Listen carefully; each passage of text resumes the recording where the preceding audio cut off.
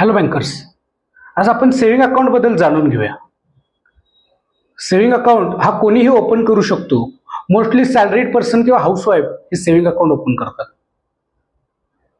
Saving account open करण्यासाठी लागणारे documents कोणकोणते असतील तर सेव्हिंग अकाउंट ओपन करण्यासाठी प्रूफ ऑफ आयडेंटिटी आणि प्रूफ ऑफ ॲड्रेस हे दोन महत्त्वाचे डॉक्युमेंट आहेत. आपला लेटेस्ट करंट फोटो असेल तर आपल्याला कोणत्याही बँकेमध्ये सेव्हिंग अकाउंट ओपन करता.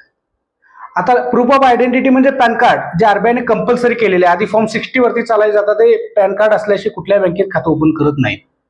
आता प्रूफ ऑफ ॲड्रेसमध्ये आधार आपण घेतो मोस्टली, त्यामध्ये आपण वोटर आय डी कार्ड घेऊ शकतो, त्याचसोबत आपण ड्रायव्हिंग लायसन्स घेऊ शकतो किंवा पासपोर्ट घेऊ शकतो.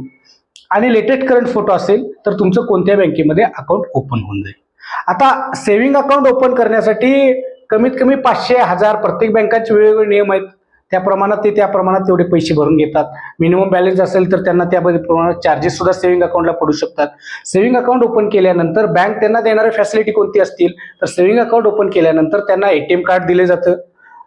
एनी टाइम मनी जिथं कुठूनही ते पैसे काढू शकतील यासाठी त्यांना मोबाईल बँकिंगची फॅसिलिटी दिली जाते. या सर्व फॅसिलिटी तुम्हाला सेव्हिंग अकाउंट ओपन केल्यानंतर देता येतात. आता सेव्हिंग अकाउंटचे सुद्धा काही प्रकार असतील, ते सुद्धा आपण जाणून घेणार आहोत पुढच्या व्हिडिओमध्ये. हा व्हिडिओ कसा वाटला नक्की सांगा, कमेंट करा, लाईक करा आणि चॅनलला सबस्क्राईब करा.